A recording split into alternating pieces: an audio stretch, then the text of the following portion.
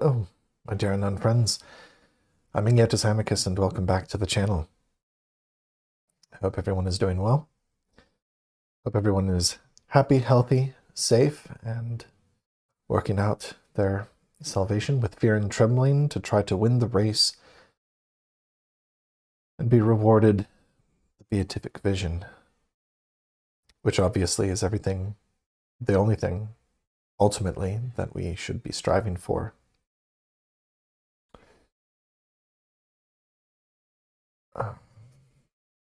Let's see. Hello, Basilius. Welcome back.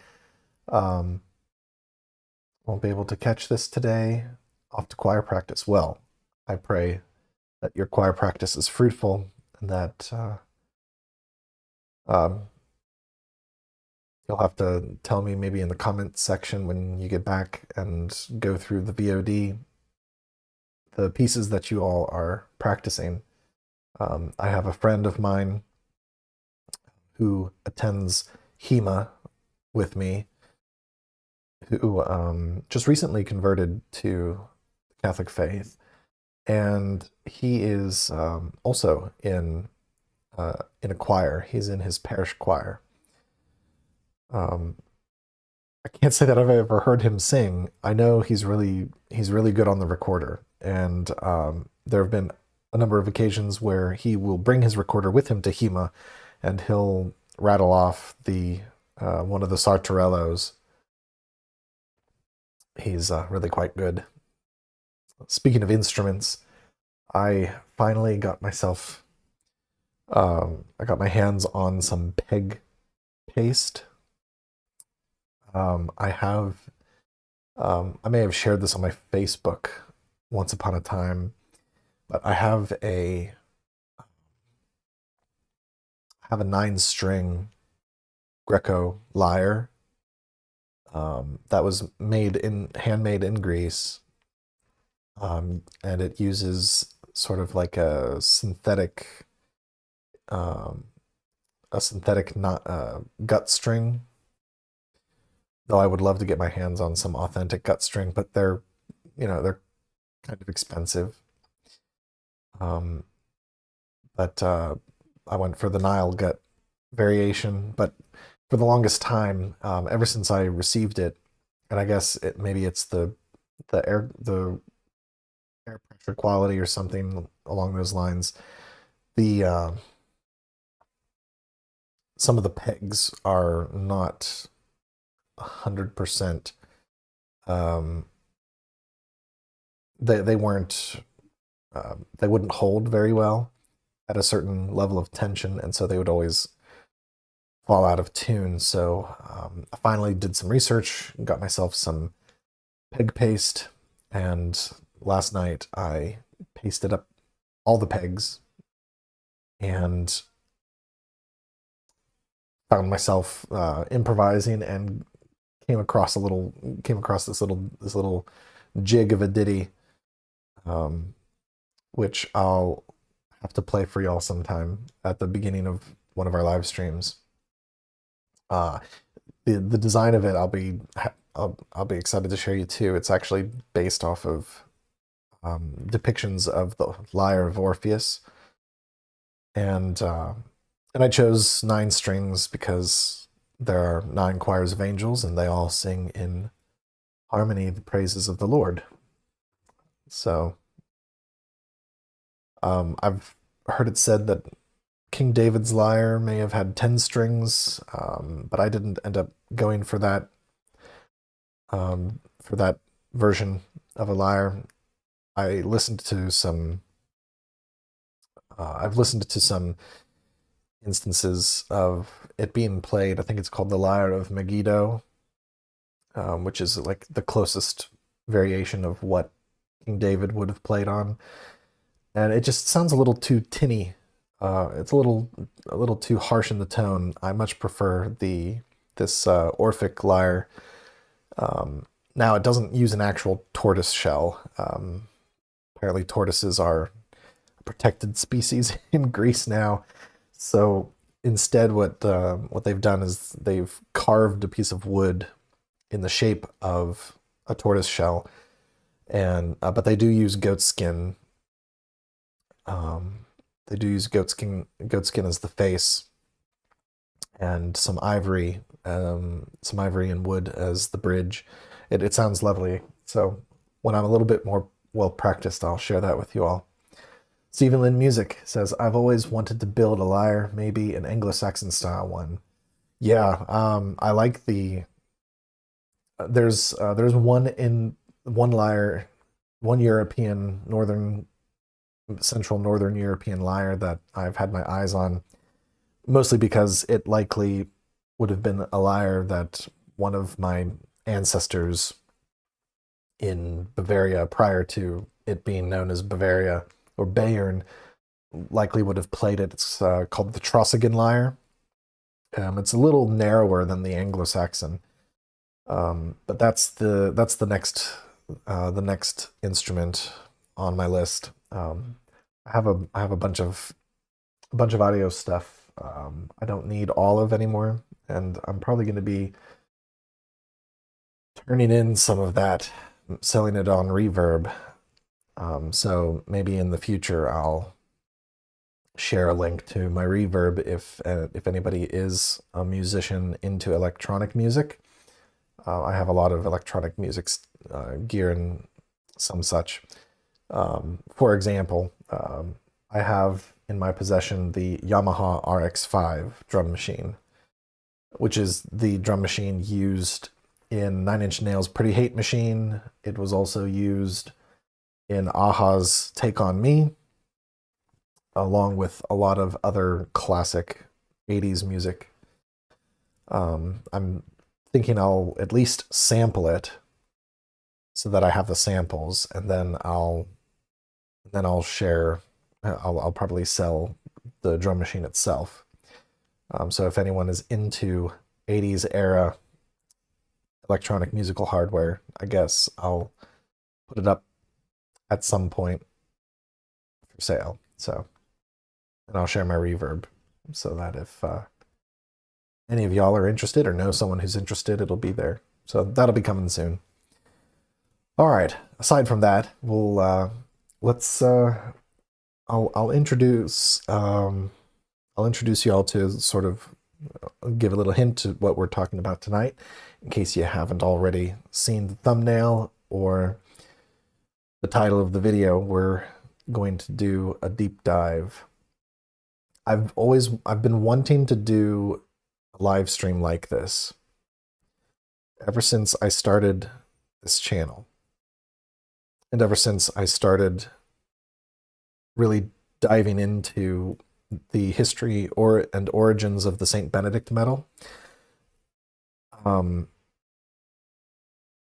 And it's there's just so much to unpack, so much that it opens up, so many questions. It brings up so many questions, and there's sadly next to no research or academic discourse, at the least, about the history, origins, and use of the St. Benedict Medal.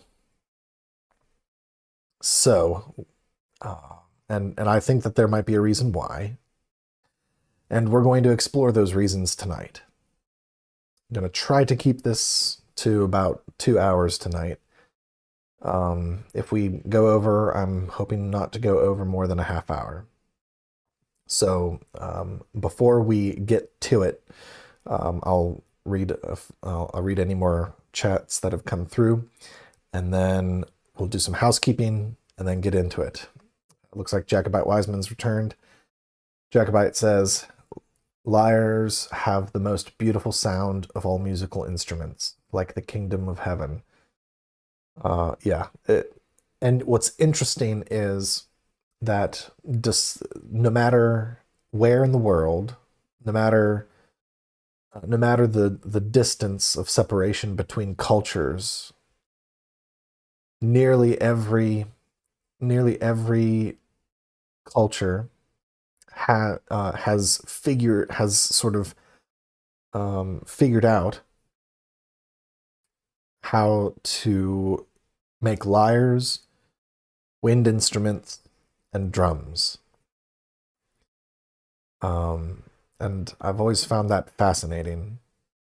So, all right. So for some housekeeping, for those of you who already know, I have a Substack, as well as a Buy Me a Coffee. So this channel and all of the content that I produce here and over at Substack, it's all viewer supported. I have reached a point where I'm no longer able to acquire research materials at the rate that I used to be, with the sweat of my own brow.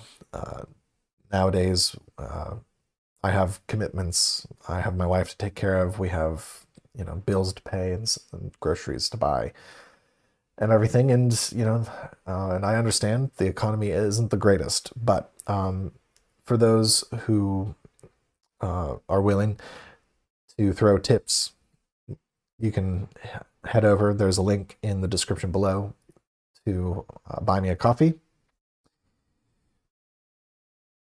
And let me switch over here. Okay. So there's the buy me a coffee, which you can contribute however much you are able to at any time, as many times as you please. It's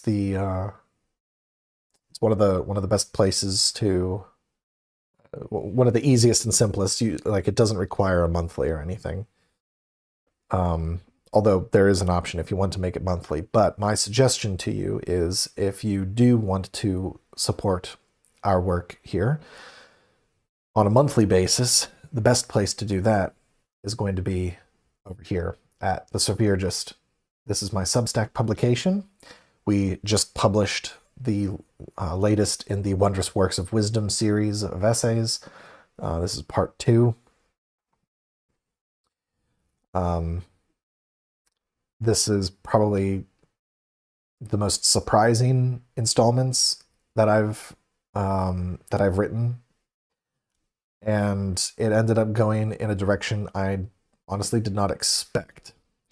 And so part 3 is going to be quite interesting.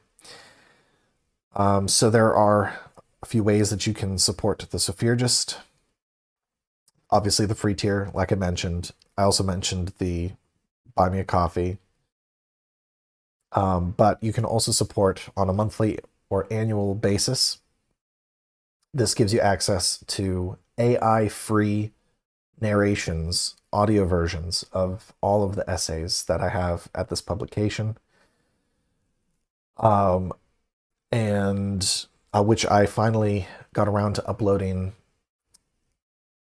and recording. So over the next week, so yesterday, Saturday, and this coming Tuesday, the next recordings will be uploaded onto Substack. You can also access the audio versions on Spotify. I made sure to link Spotify and Apple Podcasts, so you can now it'll again, it's only accessible if you're paid tier. So if you are something's a little cockeyed here. Okay. So if you are a paid subscriber on Substack, my understanding is there is a way that you can transfer that knowledge to Spotify and to Apple Podcasts so that it will permit you to listen to the audio versions.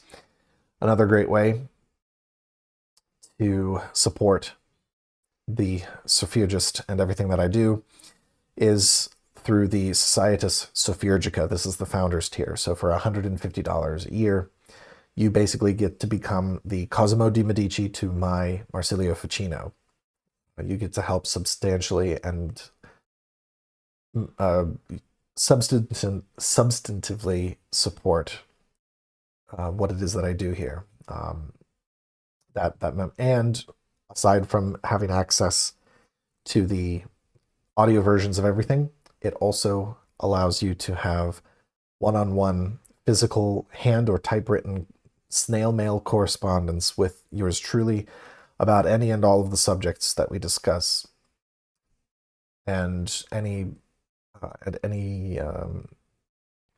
in any way that they relate to things that are happening to you in your daily life. We can talk about those things. So, and then just as a quick little preview, here is the little sample of the audio versions. On the Wondrous Works of Wisdom, Part 1. An Attempted Treatment of Tomberg's Sacred Magic. By Ignotus Amicus. And it came to pass that when Elizabeth heard the salutation of Mary, the infant leaped in her womb. So there's a little 20-second clip for you. I hope I had the volume jacked up way too high in OBS, so that unfortunately that was clipping really badly, but that is the Substack, and that is a sample of the audio versions. So, all right. Now, for those of you who are not part of the Catholic tradition, who happen to be watching this, there's this in the church we have these things that we refer to as sacramentals.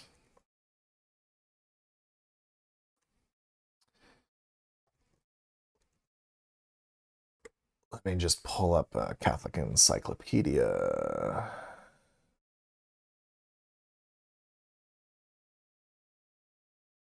Let's see. 1 second. Encyclopedia. There we go. Okay. So yeah, so in the church we have what are called sacramentals. So sacramental,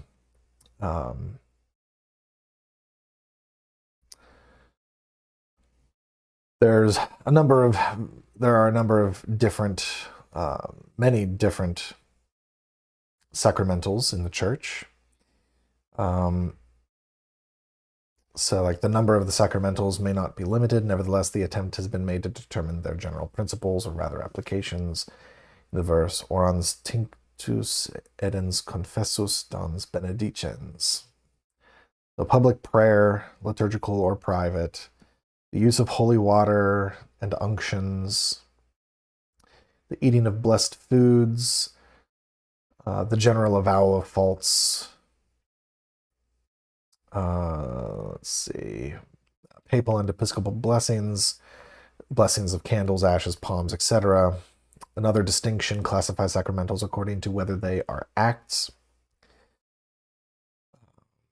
They do not produce in and of themselves sanctifying grace ex opere operato. So meaning that they do not produce grace by the virtue of the rite or the substance employed, which is only proper to the sacraments, the 7 sacraments of the church. Rather, they operate, ex opere operantis, meaning by virtue of the faith of the one performing, possessing, or bestowing the sacramental. Let's see. Wish there was a table of contents, but so some sacramentals can be blessings or signs. And a sign can be anything from You know, for example, the sign of the cross is considered a sacramental. My wedding ring is considered a sacramental. The komboskini, the prayer rope, the rosary, my miraculous medal, all are considered sacramentals. Holy water is a sacramental. One of the most recognizable sacramentals of the church. But our focus here today is specifically on sacramentals that have been pressed, formed, smelted onto metal. It's made of metal, but often referred to as a medal, a medal. So let me do a quick gold versus metal.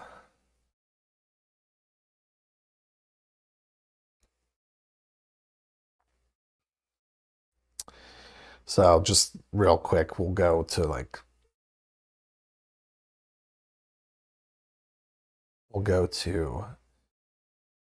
for example, we'll just go to Grammarly real quick just to kind of help illustrate the difference. So a medal is an award or decoration given as a form of recognition or an achievement, service, or distinction, often worn as a badge or presented on a ribbon. Conversely, metal refers to elements or compounds that are typically hard, shiny, malleable, fusible, and ductile with good electrical or thermal conductivity, such as iron, gold, or aluminum. Both terms are used in different contexts: metal in awards and achievements, and metal in physical sciences and manufacturing. Okay. So interestingly about that, where it's, a medal is an award or decoration. All right. So in this instance, this would be a decoration. It's a form of recognition. Now, a form of recognition doesn't necessarily have to be like you're like recognizing.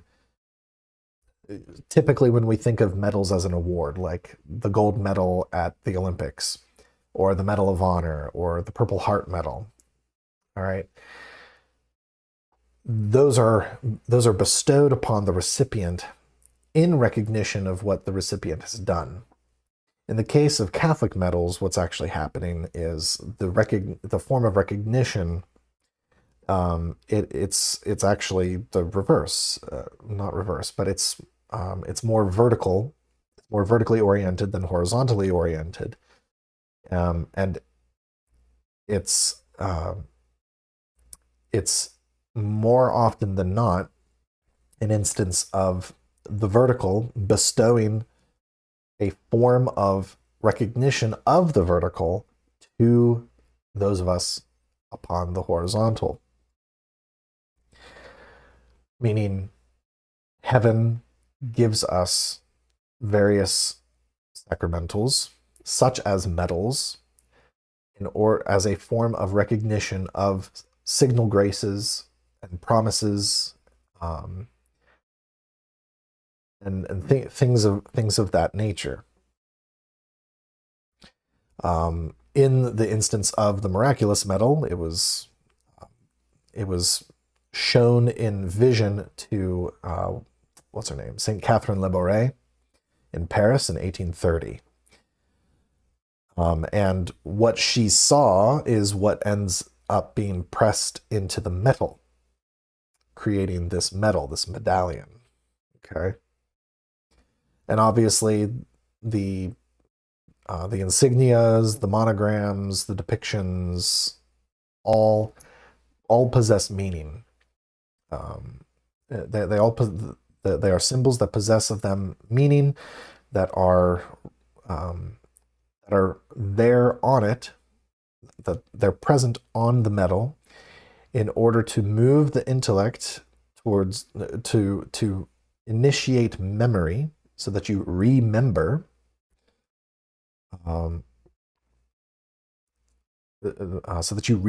the promises and the graces with which it signifies. And so right off the bat, we see that it has a, I guess you could say, a noetic character, and that the efficacy is ex opere operantis versus ex opere operato. All right. So the efficacy of the medal is dependent upon the faith of the one who wears it, who looks at it, who touches it, in order to remember, um, to remember those promises, those graces. And I forget where I've heard this. I know I've heard it on, I think it was over at Gabby After Hours, fantastic YouTube channel, all about all things Marian devotion and consecration and mental prayer and so on and so forth. Really great stuff. But I'm trying, for the life of me, I can't remember where Gabi got this notion from. I know that he had said it in one of his videos, but I have not been able to find the video where he says where he got it from. But it's this concept of a grace remembered is a grace renewed. So every time I call my attention to my miraculous medal, what it represents, and the promises associated with it, I am those graces are renewed. But maybe not, but let's see. So that's sort of the basic idea. That's the basic idea of a Catholic sacramental, such as a medal. Now, what's the difference between a medal and an amulet, which is the subject of our conversation today? And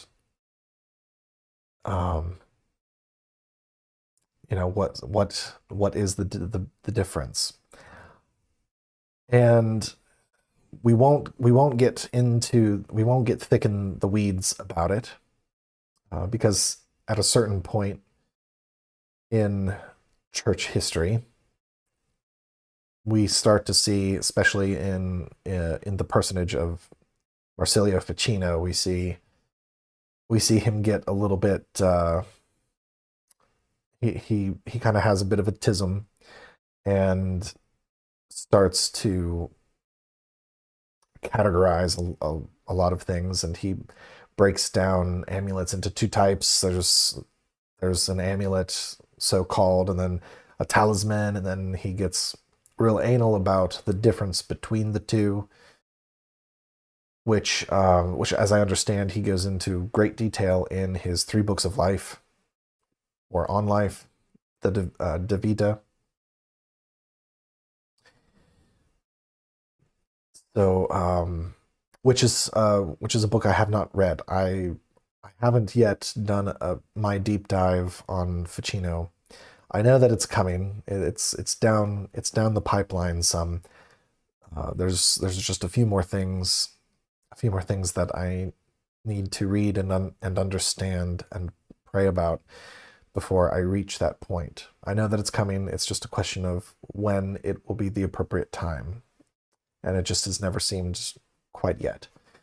So with that being said, we will limit ourselves to just a basic understanding of amulets. We're not going to get into the question of talismans and the like, just because talismans and astrological talismans and things of that nature, I have not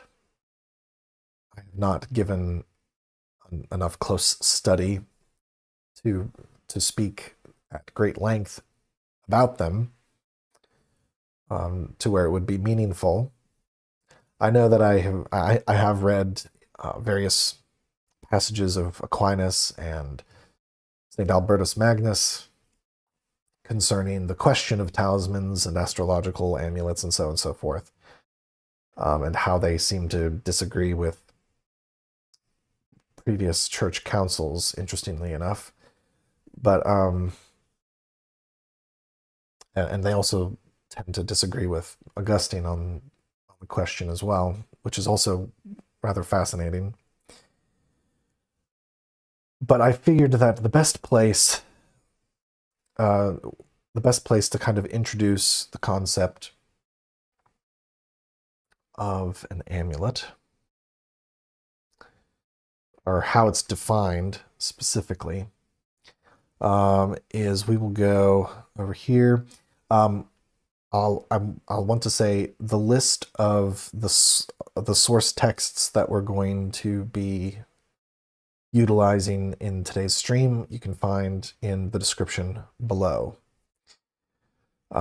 This is a decent article by John L. Crow.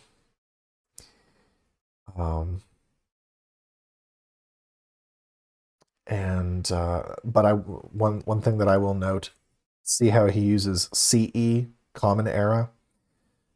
Clearly this scholar, John, is not necessarily a fan of the church, strictly speaking, which if you download it, you go towards the end, you'll see he talks of the Catholic Church in terms of being a hegemony, sort of like within modern parlance. So, you know, we can take him with enough of a grain of salt that we don't discount the useful information that is in this article. So here we're going to kind of hover over here at this, however. So he says here, he gives us a definition of the word amulet, which he takes from a book called Binding Words by a gentleman named Skimmer. If you go to the link and you download this article, you'll get the bibliography. He has the bibliography at the end. But anyhow, the word amulet is a derivative of the Latin amuletum, the etymology of which dates back to the Arabic word amulet, which meant an object worn on the body or around the neck as a protective agent against a number of afflictions. So an amulet is something which provides protection. And this can be anything, protection from physical ailment, protection from spiritual ailment, protection from evil spirits. You know, these are all instances in which an amulet has been used historically. And with that being a definition of an amulet, it's not outside of the realm of possibility to see where one might be able to apply it to something such as Catholic sacramentals, such like medals. And to do so isn't without evidence. It isn't without rationale. Specifically in terms of how an amulet is typically constructed. So most amulets will contain be composed of there's some form of material, something that you can either etch onto, carve into, or write on. Some amulets were parchment or papyrus. Others were cast in metals. Others would be carved into small pieces of wood. Other amulets, there's a few instances of such medicinal amulets in St. Hildegard's Physica, where she continues this tradition of having a sachet that you wear around your neck, that you place various various materia into.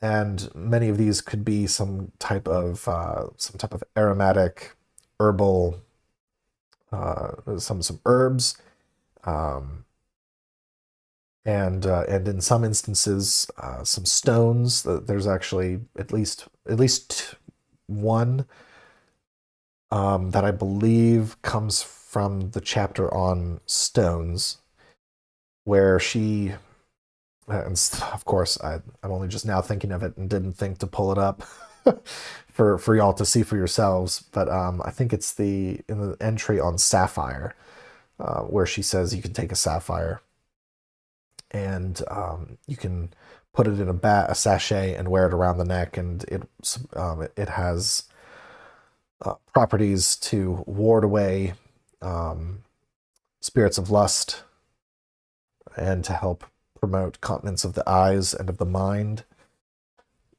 And she's a doctor of the church. I mean, we could end it right there and say that, well, there's evidence showing that saints and doctors of the church have recommended the use of amulets historically, and likely did have some merit to them. So, if it's okay for a doctor of the church to recommend the use, then there's nothing wrong with amulets then, is there? But of course, there's going to be a handful of the negatively superstitious types who only see demons around every corner. Not that there aren't demons around every corner, but to be in constant scrupulous fear that there are demons everywhere, to me rings more in terms of it rings more like a hopelessness. So a hopelessness and a faithlessness in heaven's ability to protect you. So let's see. So amulets have some amulets, like I said, they occur. Their physical form has been historically a sachet or some small little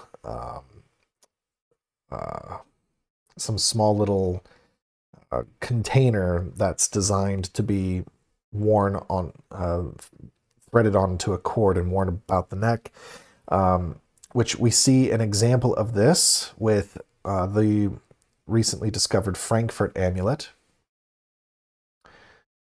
Let me come up here. There we go. So here, this is a Frankfurt amulet.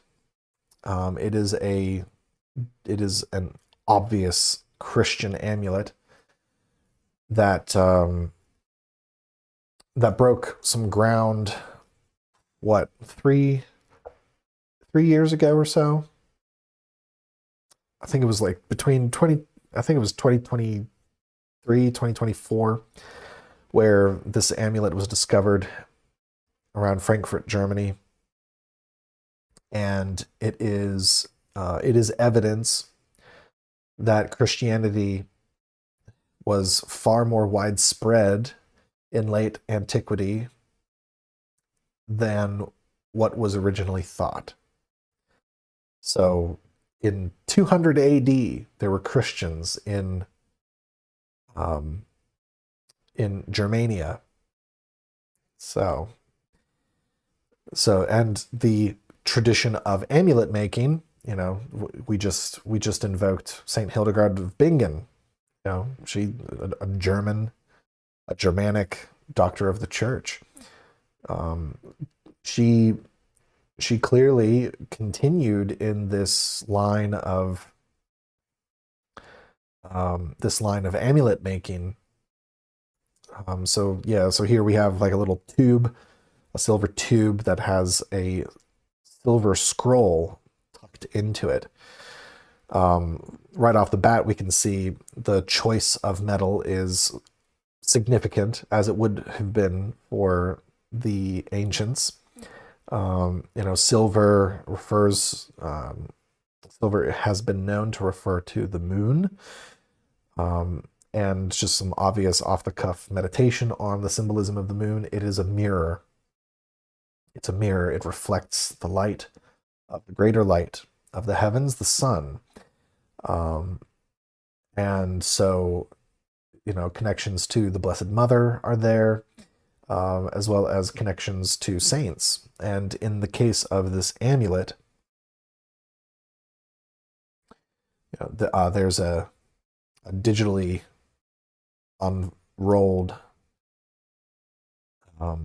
version of what remains of the scroll, of the little. This is the amulet proper. This is what is inside the little container. So this is the amulet proper, a sheath of silver with etchings. And in this case, it is an amulet of St. Titus.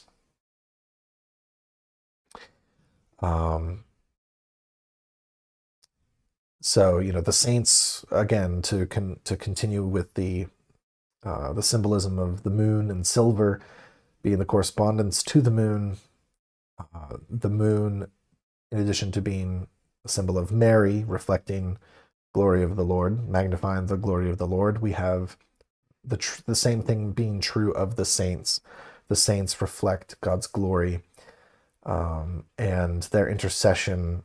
There are specific graces that they communicate to us from Christ through Our Lady, from their hands to our guardian angels, and from our guardian angels to us. So that's sort of the idea of that reflective nature by correspondence with the moon, and so on and so forth. You're just sort of the symbolism is quite dense with these things.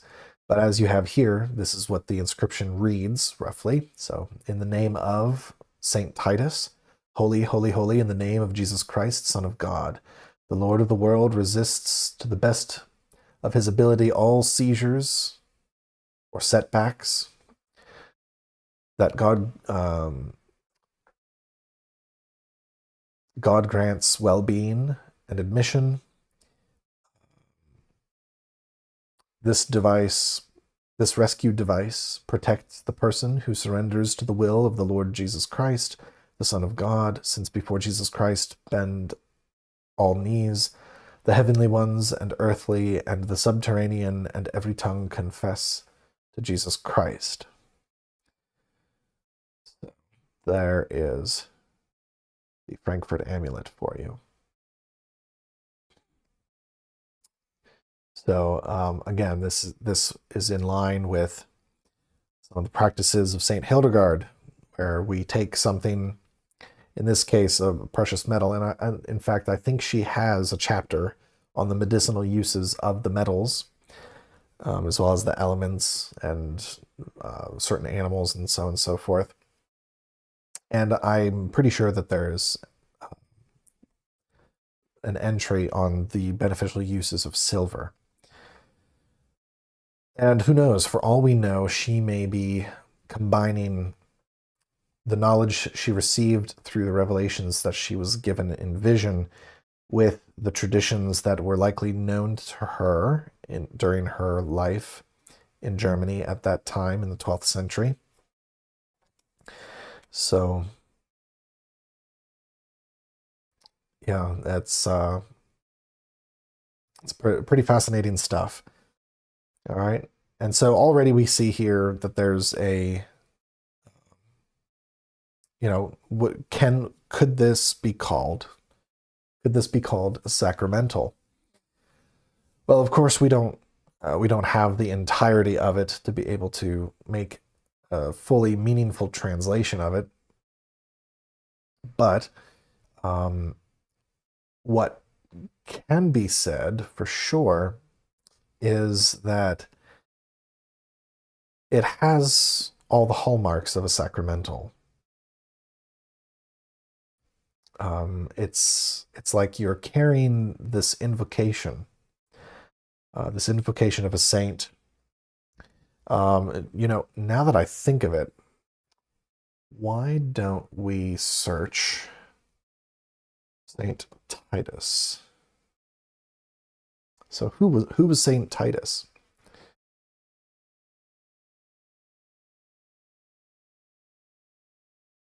Let's go.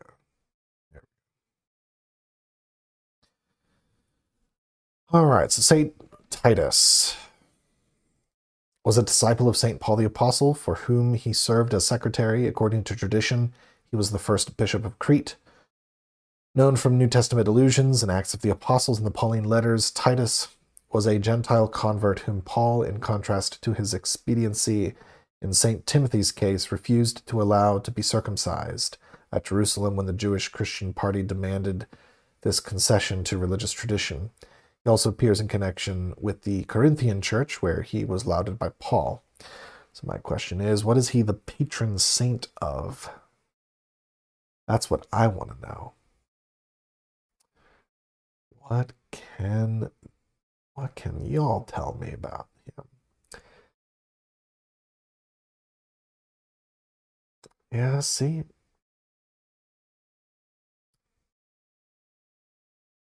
Now, is there more than one Titus? There is. And this might be the Titus that the amulet is referring to. Roman and a martyr. According to tradition, he was slain by a group of Visigoths under Alaric during the sack of Rome. At the time, he was distributing alms to the poor and starving citizens. He was distributing alms to the poor and starving citizens of the city. So there's two possibilities for who the Saint Titus is that's being referred to on the amulet.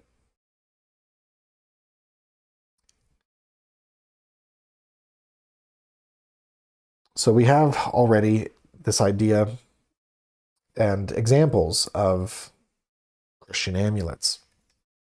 And so far, none of them bear resemblance to anything that is necessarily diabolic in nature.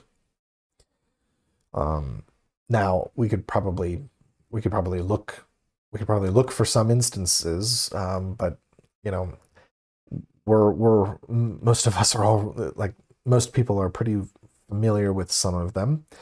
The pentagram, supposedly inverted, with the depiction of the goat's head imposed behind it, or deposed behind it. That was popularized by Anton LaVey, who honestly was a charlatan. If anyone actually believes that he was actually doing anything remotely meaningful in the realm of occultism, they're sadly mistaken. He is literally what Tomberg would have called a charlatan. So, and then you've got all the pentacles of the pentacles from the Lemegeton, the Lesser Key of Solomon, Greater Key of Solomon, all the various Goetic grimoires that bear sigils of the various princes of the courts of hell, and so on and so forth. So you have those as an example of amulets that can be created and carried about your person, but that tangentially invoke the names of God, but given that the purpose of them is for the trafficking and manipulation of demons, which just sounds so hubristic. Like, the hubris is just off the charts with that Solomonic ritual stuff. It's unreal. you think you, and it's it's the classic hubris that you see in all the good stories where people delve into things that they shouldn't. Um, it's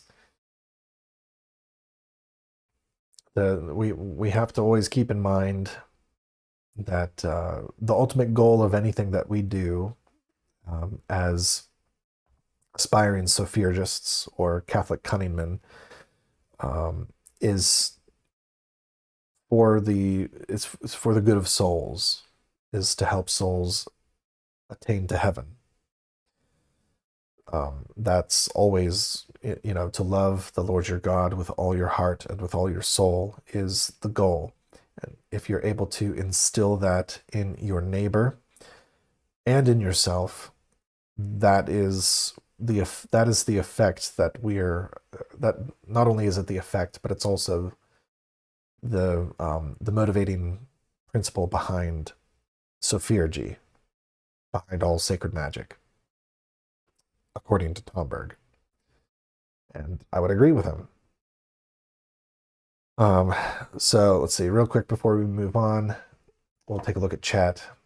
Steven Music says, what's your opinion of the content of Justin Sledge at the Esoterica channel? Well, for starters,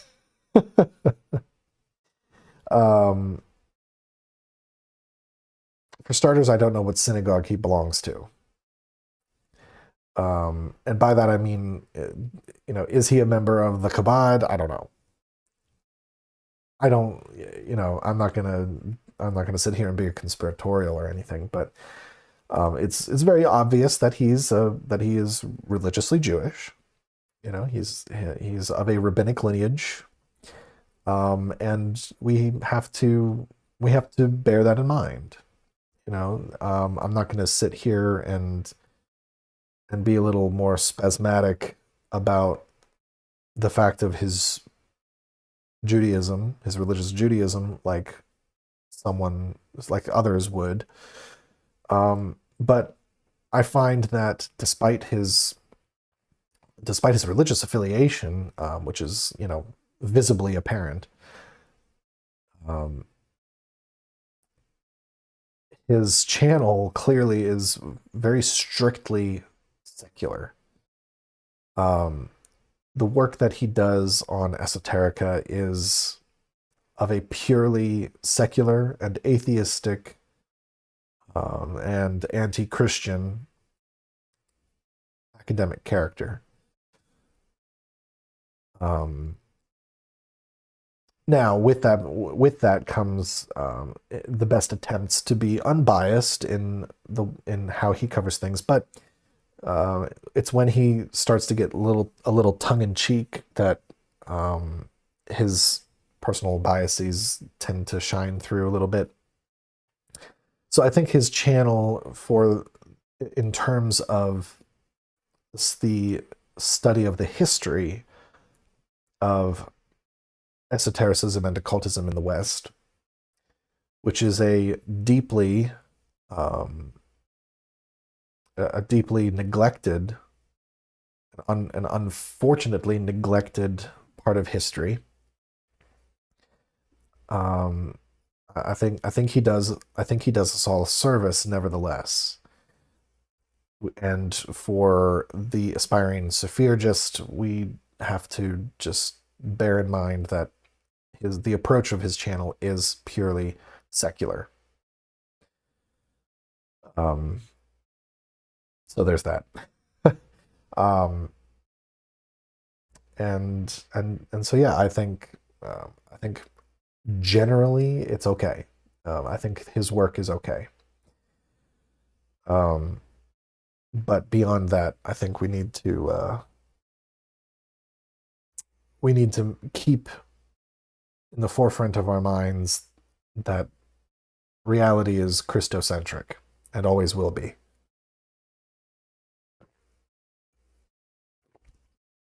Pardon? All right.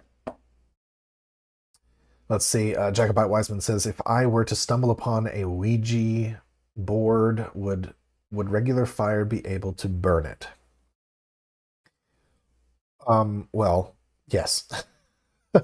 And if ever you were to try to burn it and it wasn't being consumed by the fire, then Houston, we have a problem. um, yeah, I've never heard of a Ouija board that hasn't burned, but my first suggestion, Jacobite, would be if you were to stumble upon one, don't even touch it. Just don't touch it. Um,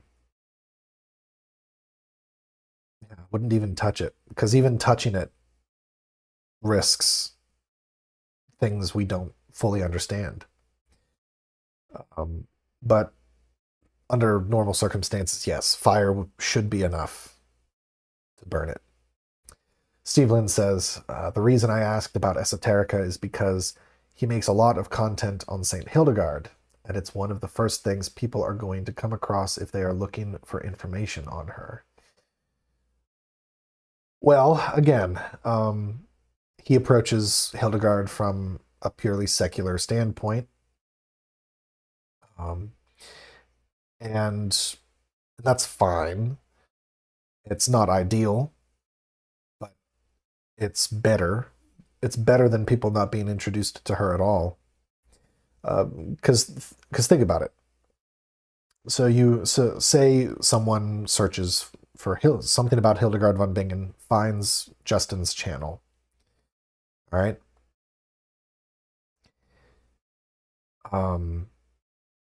If they're nominally Christian, and as long as they're not negatively superstitious, then they naturally would have questions that aren't covered.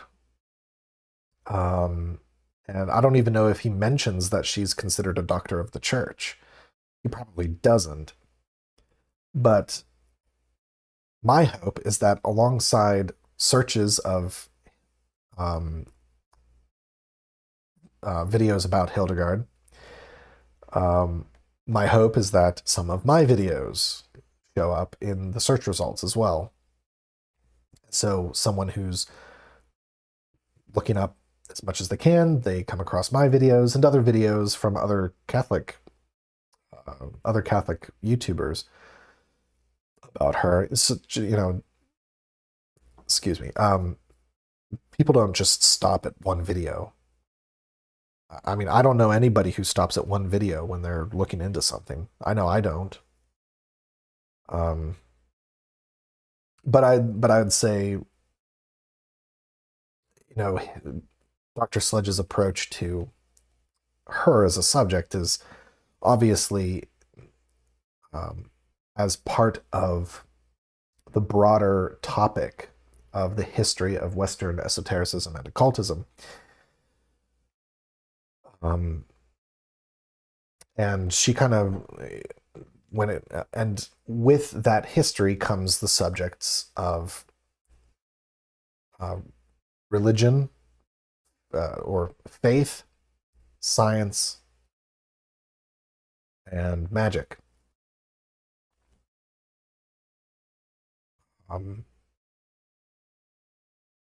So there's that. Now,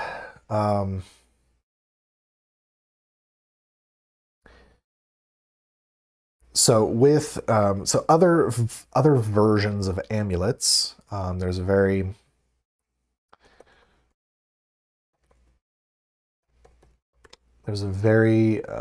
famous amulet that is known, and there have been numerous. There's modern renditions of it. There's more ancient renditions of it. Let me see if I can find an historical version. Yeah, it's gonna be kind of hard, but we're just gonna go with it. Okay. So the most famous is obviously the abracadabra. Here's just a brief cursory glance at a manuscript rendition of it.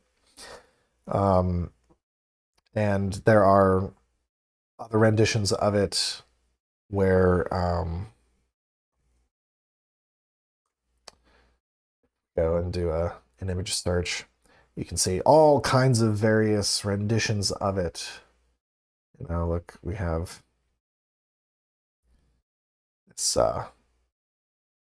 wow, oh boy, whoa, look at this. Holy smokes. What? What? Do you see what I see? Do you see what I see? Isn't that interesting? I would love to know when this one dates too. What? Now we got to visit it. Oh no. It's so cruddy. It's such a cruddy cringe website. Oh my gosh. Oh. Oh my gosh. Well, okay. No citation to where he found that. Oh, that's so disappointing. So disappointing. Oh, we could have gotten some. We could have. So much trouble we could have gotten into with that one. That was not. That was a very unexpected find. Okay. But yeah, abracadabra. The point is abracadabra. It's this amulet. It's a very old amulet. And in this instance, what we have is an arrangement of letters. We have an arrangement of letters, and they're arranged in some form of a logical fashion, and there's possibly some meaning to it. I haven't looked too deeply into it because this specific type of amulet is just not kosher.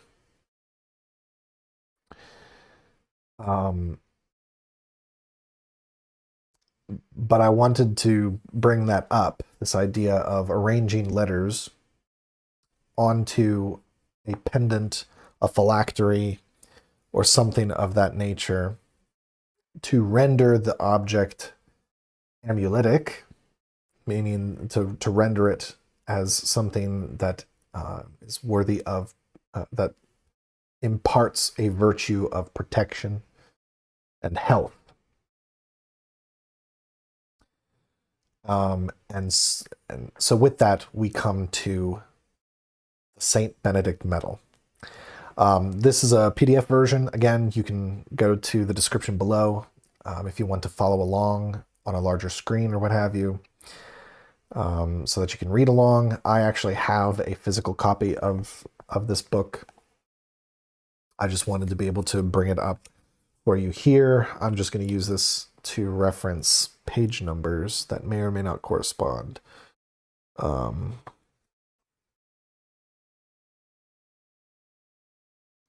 So I think where we start is actually, before we get to the explanation of it, we're going to go, let's see, of the use, we want the origin.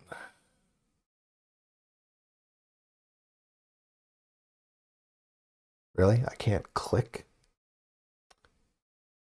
Okay. There, oh, goodness gracious. So sorry, guys.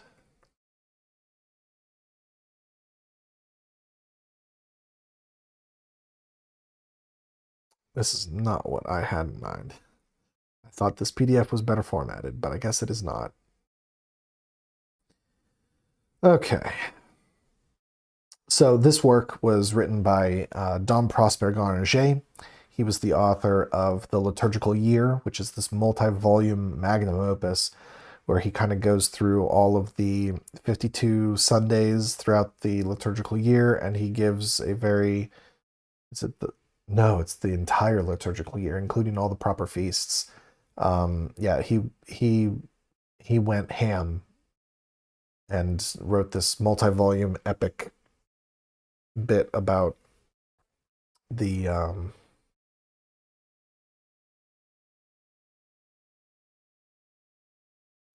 it's chapter 4. So I'm one chapter off. Here we go. Yep, chapter 4. All right, let's go to chapter 4. But yeah, Dom Prosper, he made this huge multi-volume extravaganza that helped to explain the liturgical year according to the Latin Rite. And he also wrote a small tract about the Mass.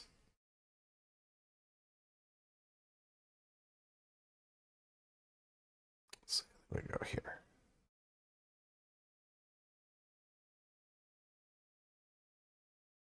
Yeah, there we go. All right.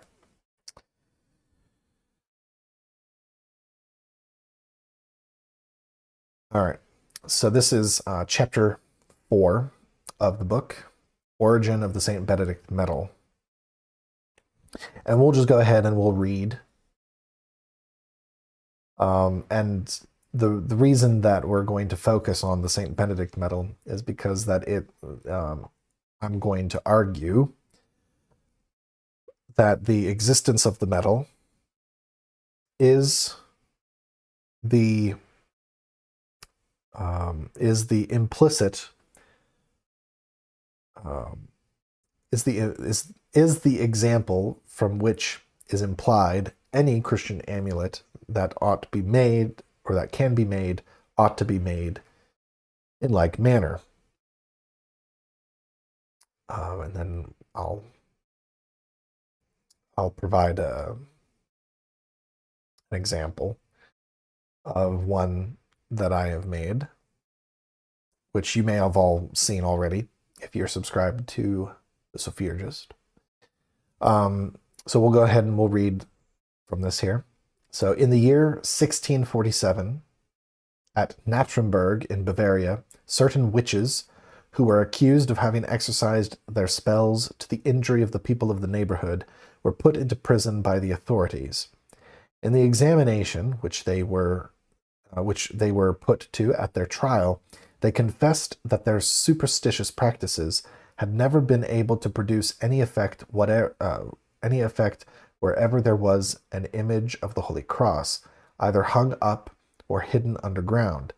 They added that they had never been able to exercise any power over the monastery of Metten, and this circumstance had made them feel sure that the house was protected by the cross. The magistrates questioned the Benedictine monks of Metten upon this subject.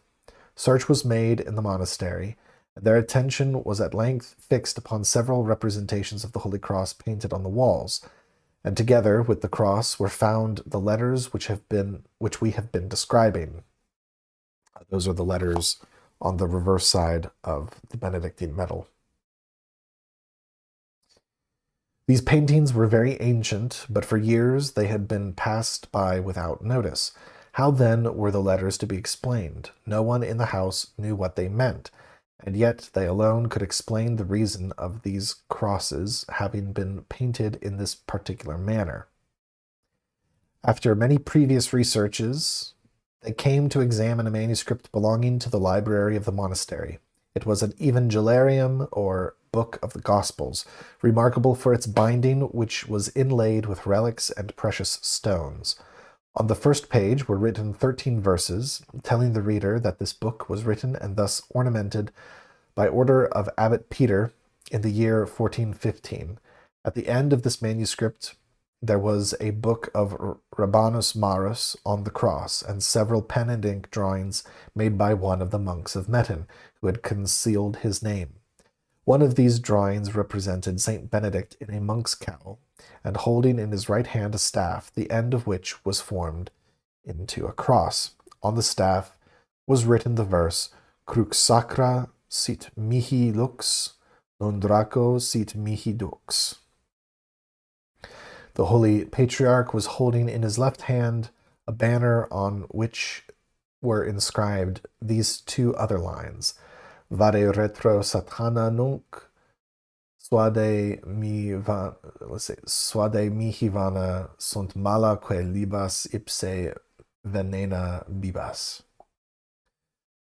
So at the beginning of the 15th century, St. Benedict was represented holding a cross, and the verses, the initials of which are now found on the medal, were known even at that time. These verses must have been at this period regarded as an object of special devotion, since the painting of the cross on the walls of the Metten monastery was encircled with their initial letters. At the same time, it is evident that the reason of these crosses having been placed on the walls had been lost sight of, and that the rich Evangeliarium, which we have just described from Dom Bernard Pez, had been almost forgotten until an unexpected circumstance induced the monks to search in it for an explanation of the mysterious letters. We cannot be surprised at this carelessness if we remember the vicissitudes through which the monasteries of Germany had passed for upwards of a century, owing to the religious and political disturbances which had taken place in that country, and which had caused suppression of so many of the monasteries, leaving the remainder in a wretched and precarious state.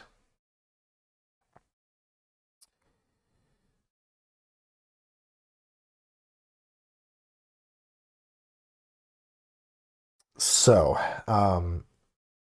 some questions that come to mind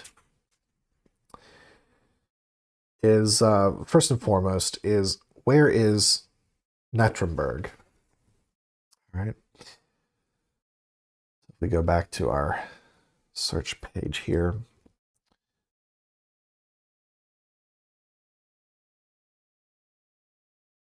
Netremberg,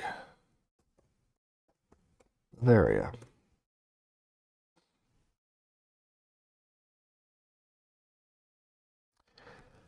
So the question that I have is where is Netremberg?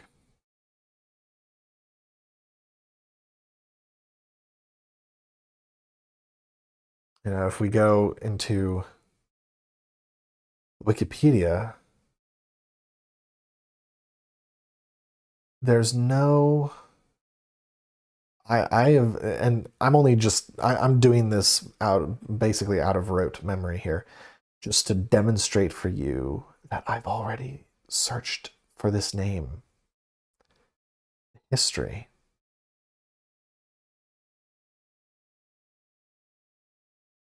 So, like, I've never been able to find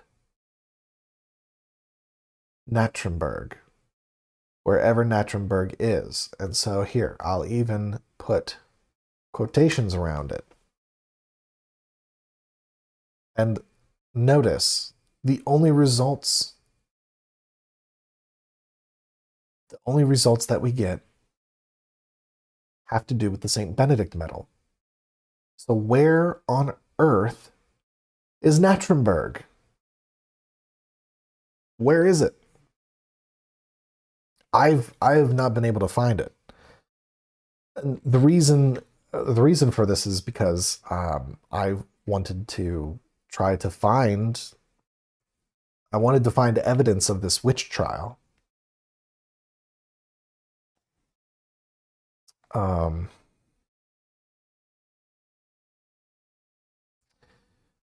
know, that's so, like, I mean, we can say, let's assume that Netremberg is Nuremberg. So if we go Nuremberg witch trial 47? Yeah, 1647.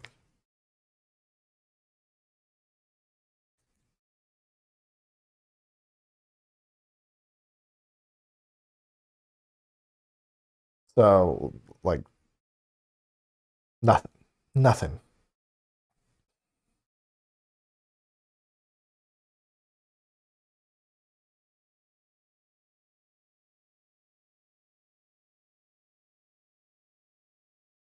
Okay. Now it does look like Heinrich Kramer, the author of the Malleus Maleficarum, um, had sent advice to the Nuremberg Council. All right, but that's back in 1491. So 1647, the um, the witch hunt hysteria was starting to kind of simmer down. It was still there, but it was sort of coming to its end. But anyhow, that's beside the point. The point is, the point is that I have not been able to find where this Natrenberg is. All right, so there's problem number one. We don't as of right now. At least I don't as of right now with the limited resources that I have. I have not been able to ascertain where Natrenberg is in Bavaria. Another issue. Another issue that I take up is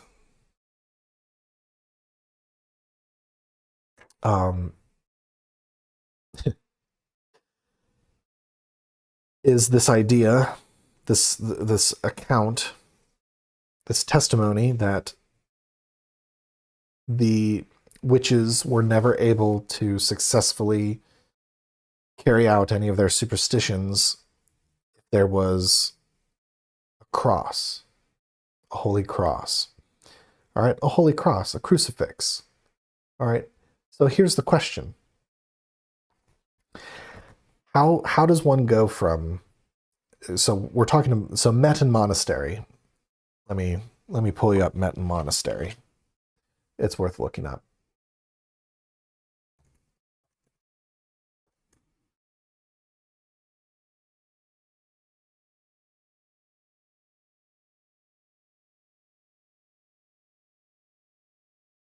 All right, Metten Monastery.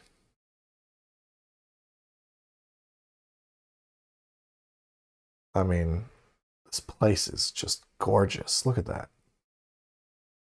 Look at that. Look at that. Ooh, ooh. You see that right there? We'll get to that in a moment. Okay.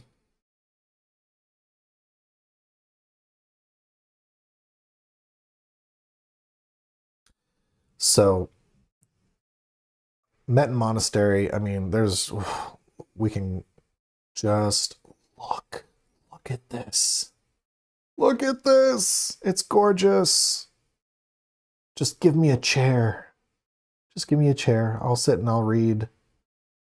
I could sleep on that floor. I would be happy to sleep on that floor. Absolutely gorgeous. All right. So that's Metten Monastery. All right. So it's a monastery. You see, there's a cross on the steeple of the church. It's a church. There's going to be a crucifix inside. So what was it? What was it that prompted the monks to search for a holy cross? They're a monastery. Every room's going to have a crucifix. The church has a crucifix. There's a cross on the steeple. Like, why say that there are no crosses? Why make a search as if you don't have any crosses? Did you have the crosses confiscated? I highly doubt that that was the case, because at the time that this search occurred, there were monks still present at the monastery. Now, this monastery did go through periods where, as Garnier says, it went through various periods of suppression by the local Lutheran authorities and other Protestant authorities, and all the changing of hands and so on and so forth. But at the time that this account is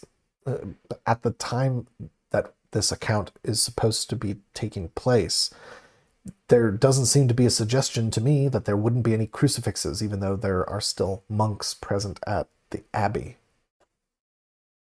So the question is, what actually prompted searching for this cross? Because notice Garniget's claim is that the witches, it was anywhere where there was a holy cross.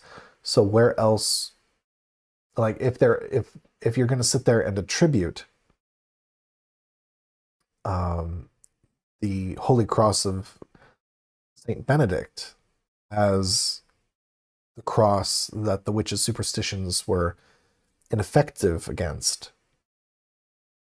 is this to mean that there was already widespread use of this medal and that was what was being referred to? No, because otherwise, why would Garniget go through the trouble of writing down the origins and explanation of the medal? I just find this all very curious, and because I can't corroborate. The problem is I can't corroborate this. I can't corroborate Netremberg. I can't corroborate this witch trial. So up until this point, this is all hearsay, and it's not a very convincing account. With that being said, we should pause here, and I will show you all something. So recall how the account speaks about an Evangeliarium, a book of Gospels, and that it had a whole bunch of stuff in it. Okay. I was able, with the help of, a few years ago, with the help of some online correspondence with Agostino Thaumaturgo, the author of The Magic of Catholicism. He actually knew what it was that I was looking for and pointed me in the direction of where to find it. I made sure to download it. This is the Pauper's Bible. This is the Evangeliarium that Dom Prosper is talking about. You can see that there are relics placed in the face, in the cover. Very, very beautiful, very beautifully constructed artifact. Okay. So this is the Pauper's Bible that is referred, and true to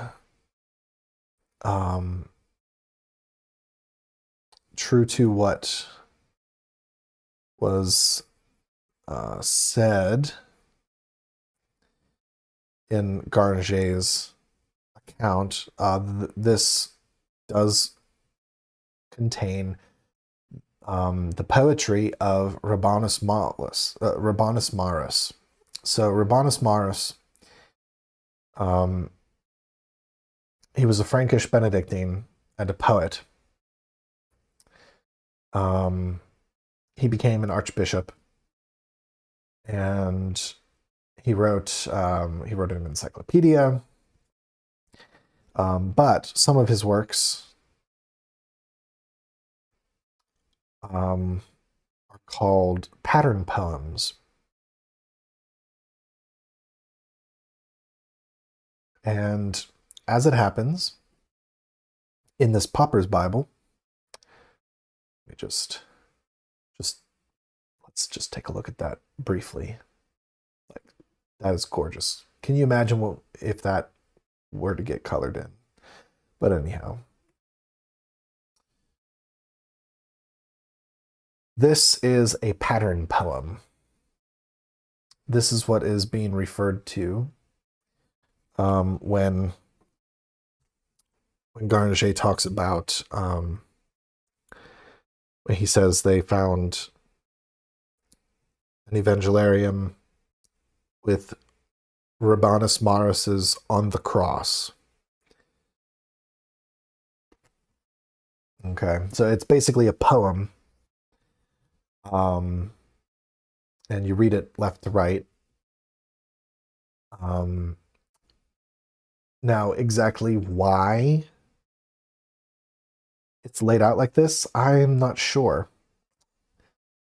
Um, so it starts with so you get you get like the translation of the poem, and then you get the poem. Translation of the poem, or yeah, you get translation, and then the poem. Translation, and then the poem. Well, I mean, look at that. Look at that. Look at that. Could almost say you could use these as like a cipher, you know?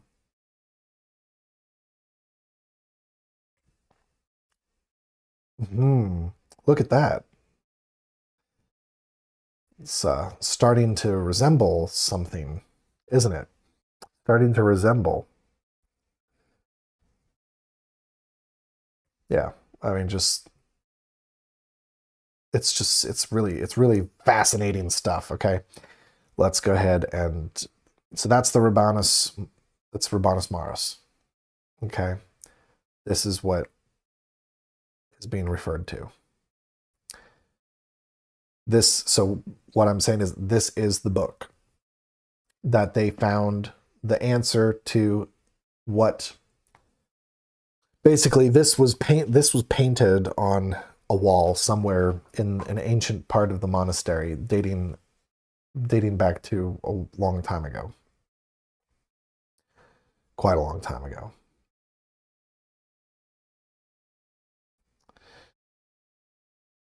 There are just a few more examples of some. Ooh, is that a tenet square? It looks like a tenet square.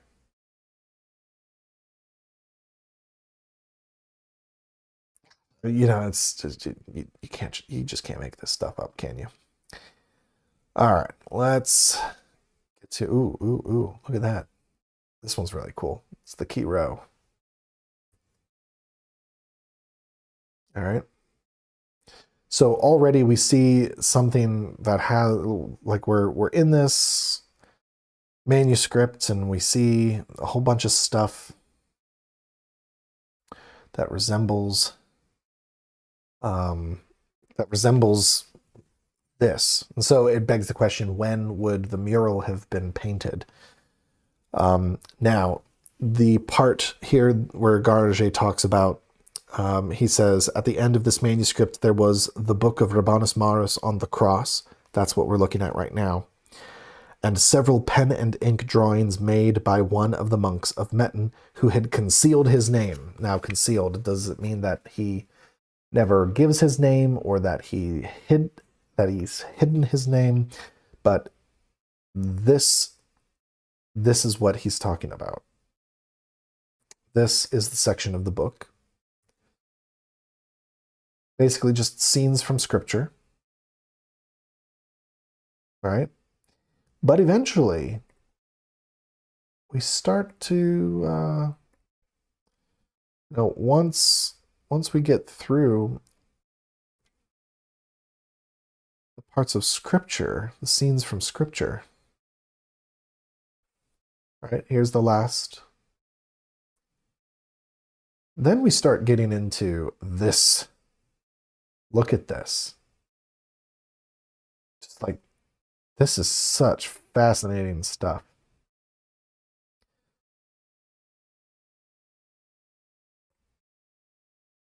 Pages. There's just pages. Oh my gosh. Oh, it's the Star of David. Oh, it's the hexagram. Oh my gosh. Oh, it's over, guys. Candace Owens is coming after us now.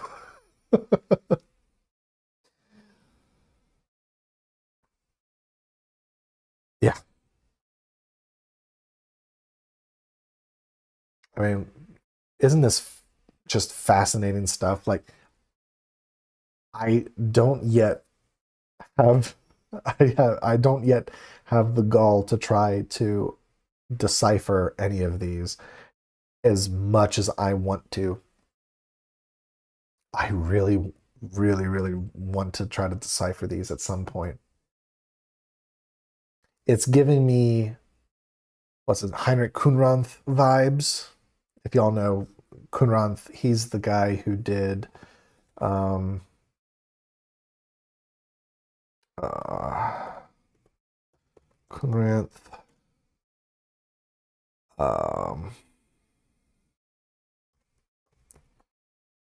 Theatrum.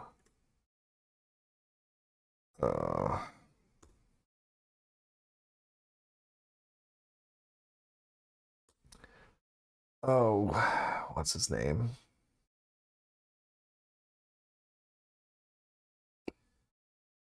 What is his name? Or is it Kunranth? Well, yeah, it helps if I spell it correctly. Kunranth. Heinrich Kunranth. All right, he wrote, what is it? The Amphitheatrum Sapientia Aeternae. All right, it's given this. It's given this kind of a vibe, right? So there's that, right? There. A, B. Just really, really fascinating stuff. Oh my gosh, this oh my gosh, I forgot about this one. This one is just so cool. It's so cool. Lord only knows what it means. But maybe one of these days we'll figure it out. I mean, look at that. Look at that.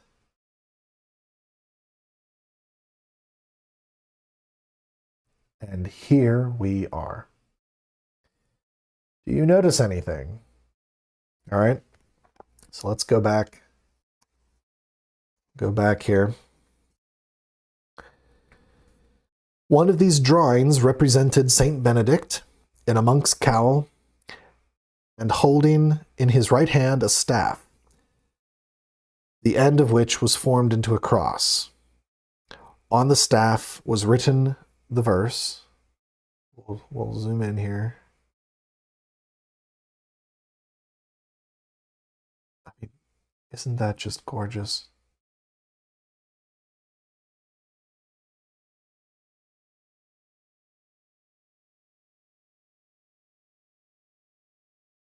All right.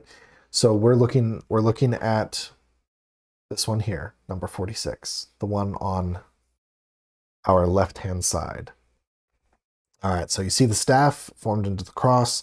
That's what says crux sacra sit mihi lux, non draco sit mihi dux. All right, and then the Holy Patriarch was holding in his left hand, so his left is our right, a banner on which were inscribed these two other lines: Vade retro satana nunc suade mihivana. Hold on. Yeah, nunquam suade mihivana sunt mala quae libas ipse venena bibas. All right.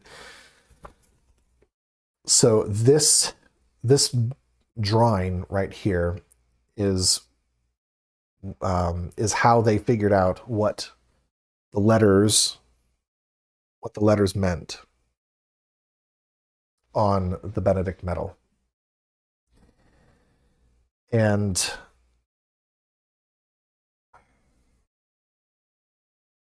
so now, but again, all of this is all fine and dandy, right? So now we have an explanation to what the letters mean. Before they found this, the letters on the medal were thought to be random. No one knew what they meant. They seemed to be random, just like abracadabra seems random, because it's not something that occurs in actual language. Same with the Rotas square. Rotas, Sator, Opera, Arepo, Tenet, the Tenet square. Um, and so one of the things that is stressed, and one of the things that's stressed when it comes to concerns about Christian amulet making is the content, what is impressed upon it. And if we go back to John Crow's article here, he actually, see here, he makes mention of the abracadabra. Let me turn that off. But here he makes mention of abracadabra, right?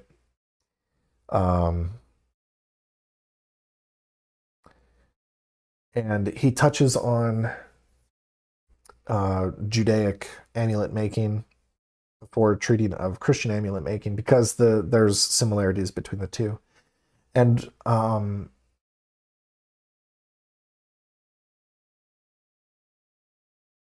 so the majority of the time, these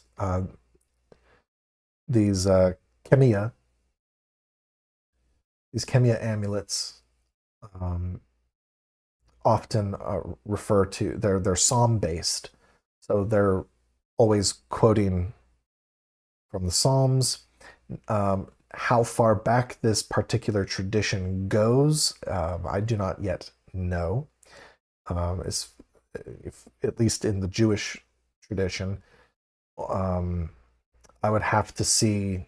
I would need to look up some historical examples of ancient pre-Christian instances of such, and in order to douse any of my suspicions as to its actual origins. But with that being said, at some point, it must have been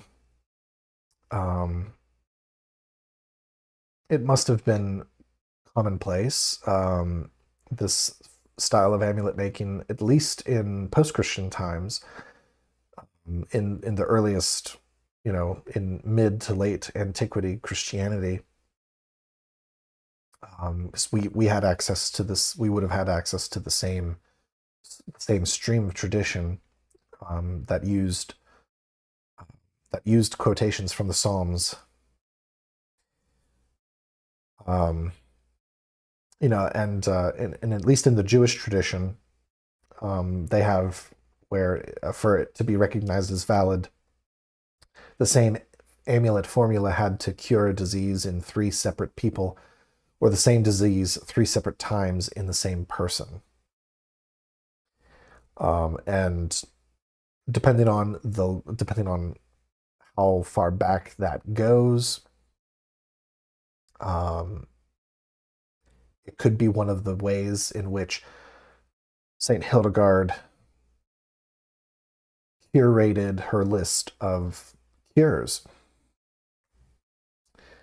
And eventually, the liturgy and the prayers from the liturgy became an inspiration for the amulets.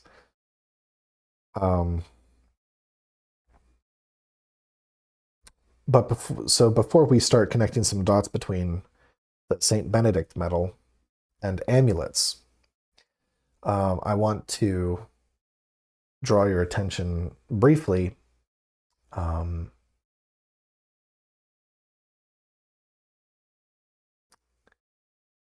to some, I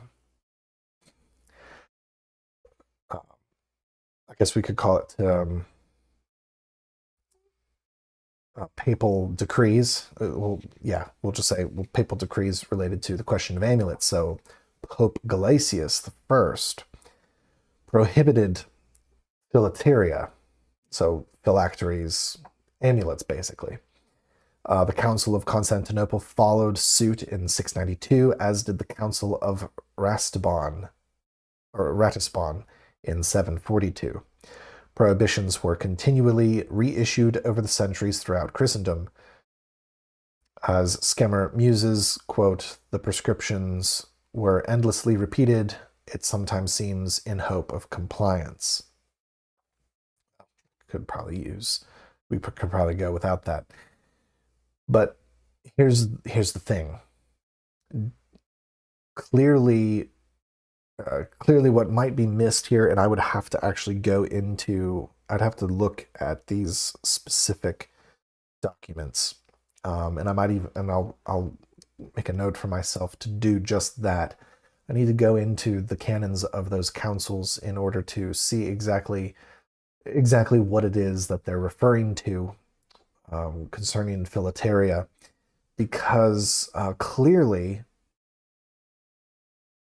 St. Albert the Great, St. Hildegard von Bingen, and St. Thomas Aquinas even seem to have a completely different understanding of what those councils were condemning. And I suspect that in Thomas Aquinas' case, he probably ends up being more conservative in his description of a licit amulet. So just I have in the past, in my own study, I have gone into the source texts from Aquinas to read the whole passage, to have the proper context. So this writer actually does do a decent job at parsing through this. But we'll read here from Summa Contra Gentiles.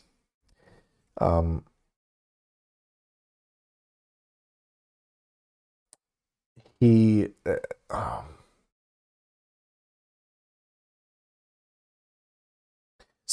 during this time, the 13th century, as is said here, the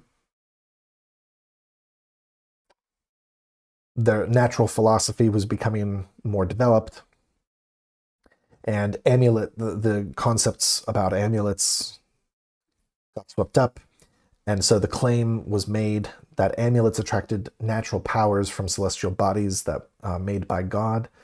Thus, there was nothing demonic about these amulets. And so in his Summa Contra Gentiles, St. Thomas Aquinas addresses these claims and agrees with them to a degree. Quote, "However, it does not seem necessary to deny altogether that some power may be present in the aforementioned objects, amulets, resulting from the power of celestial bodies. Only it will be for those effects, of course, which any lower bodies are able to produce by the power of celestial bodies."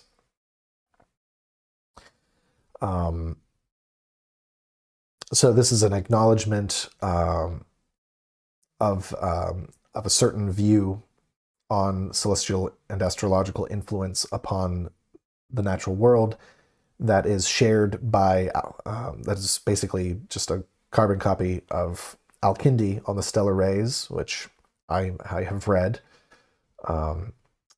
And so we can and John Crow gives us a citation here.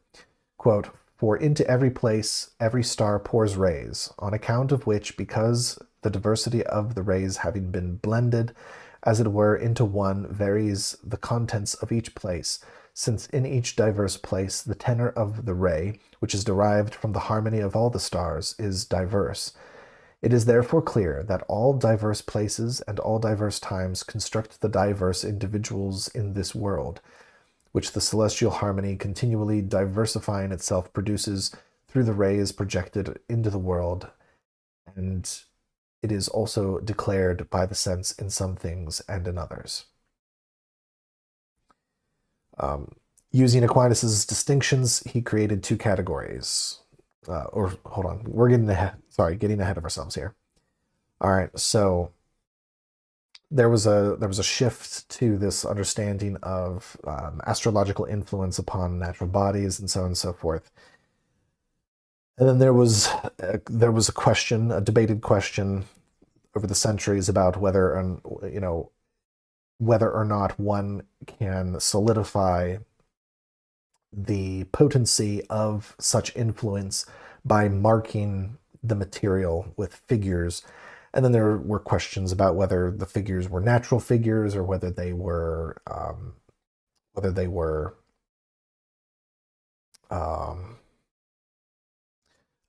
were artificial figures, such as is the case with like letters and so on and so forth.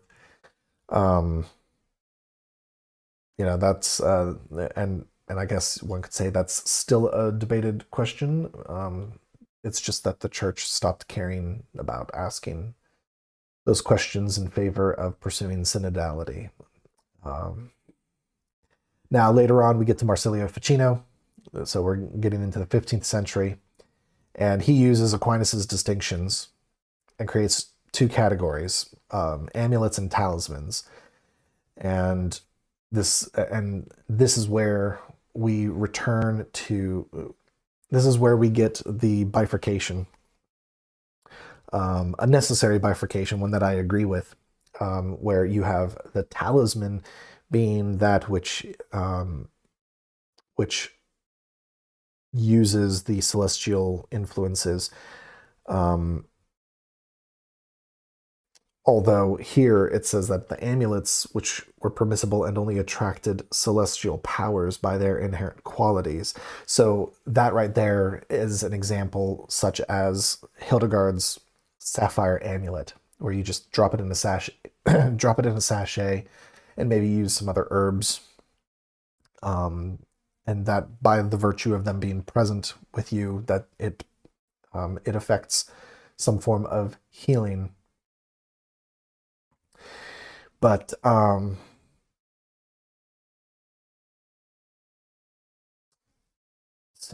but if we go back to Aquinas and go to Summa Theologica, we have in, what is it, Book 2, Part 2, Question 96, Article 4, where he says, one should beware lest besides the sacred words it contain something vain. For instance, certain written characters except the sign of the cross, or if hope be placed in the manner of writing or fastening, or in any like vanity, having no connection with reverence for God, because this would be pronounced superstitious. Otherwise, however, it is lawful. And so this begs so many questions.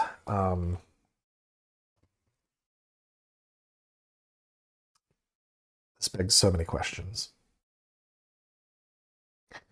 And sadly, we only have about 10 minutes 10 minutes left, so let me try to let me see if I can bring this all home.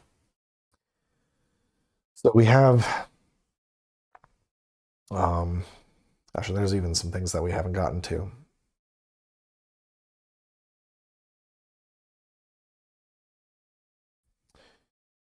So while I really wanted to I wanted to get to the Compendium and the Malleus Maleficarums, because they actually have some instances in them where they speak about the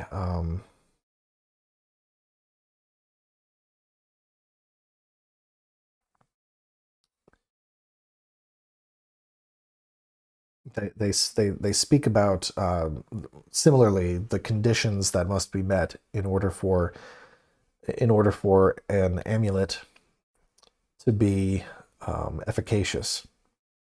There's also this this notion that kind of creeps up in the medieval and Renaissance period, the questions about the difference between an amulet whose virtues are whose potency is ascribed or derived from natural forces, celestial forces, astrological influence, and astrological affinity, depending on the material.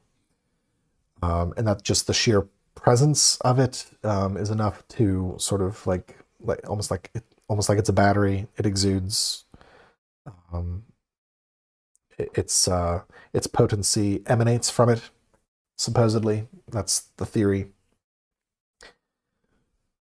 But there's also a second type of amulet that's referred to, that's known as, that's referred to as noetic. Noetic referring more to some to more metaphysical realities, higher. It's part of a higher ontology.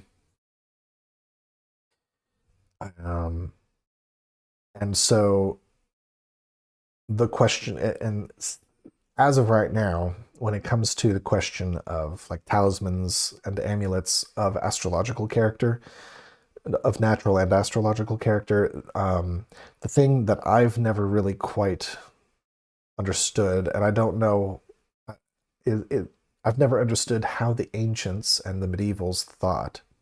Like, what was it about etching or crafting? Like, what was it about that they believed caused those virtues and potencies to become instilled and contained within the amulet itself? That is, I've never found any satisfactory answer to that, because one of the issues that we have to deal with concerning astrological influence is, and this is also at root to the question of natal astrology as well, and any kind of natal astrology, mundane astrology, electional astrology, so on and so forth. The question of what is it? Is there something noetic? Is there something ontologically higher that occurs whenever you create a thing, whenever you create an object, craft an object?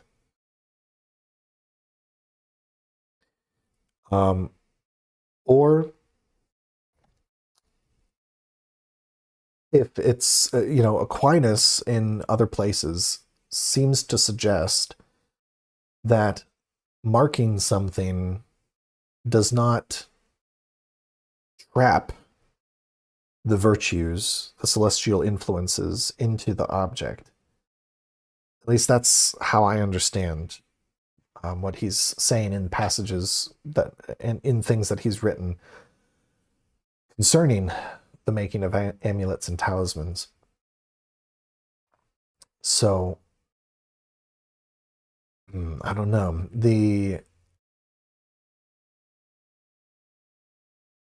Because if it's the case that the crafting of something or the marking upon something isn't actually efficacious to imparting or solidifying those virtues and potencies, then it would suggest that while celestial or astrological influence is true to the medieval mind, just that it doesn't matter if, like, it doesn't matter when one is born, right? Like, just because you happen to be born under a certain sign does not mean that the influences of that sign are naturally solidified. That, at least that's what I think Aquinas is suggesting. That's not to say that that there is no astrological influence, and Aquinas would argue that there is. And so the question is the astrological influence Does it just merely change with the precession of the planets? Does it change? Is it constantly changing, albeit in a slow, and obviously we are affected by it to one extent or another. I have 15 years of working in nursing homes to attest to at least the effects of the moon. And that, and so who know, like, science does not yet know the extent to which other heavenly bodies affect us, that we are able to meaningfully measure scientifically, but somehow our ancestors understood it in a more liturgically real way, you could say. So Jacobite Wiseman says, what is the difference between a talisman and an amulet? So let me go back here.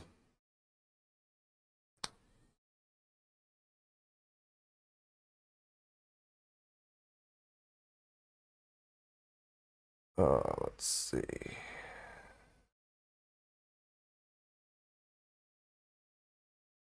Okay, so if we go back to article Jacobite, this highlighted bit here.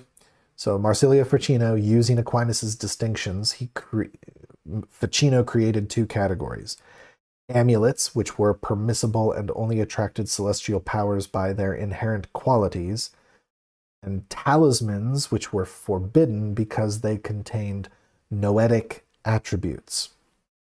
So noetic meaning the markings, the figures, the letters, the drawings, the carvings that get placed upon the item at specific times. The amulet, as I'm seeing described here, is more so referring to something like or akin to Hildegard's placing the sapphire in a little sachet and wearing it around your neck. Or like the Frankfurt amulet, where at the bare minimum it's silver that's worn around the neck.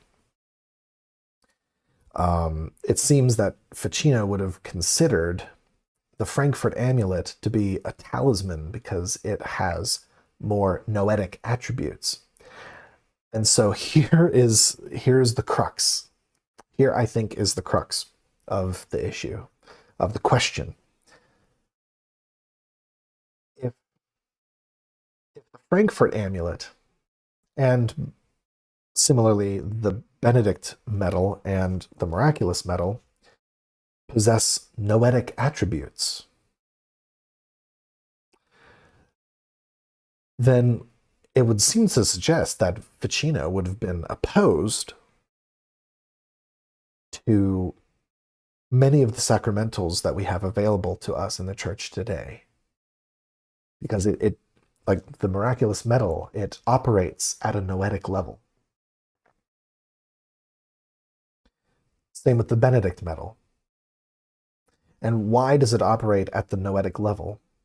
Why does it contain noetic attributes? Well, the attributes are derived. It's about where the attributes are derived. That's it. So if the attributes, if the attributes of an amulet are derived from its natural manifestation, so again, the sapphire and the rosemary in a bag wearing around the neck, or say a blueberry tea that I take in. All right.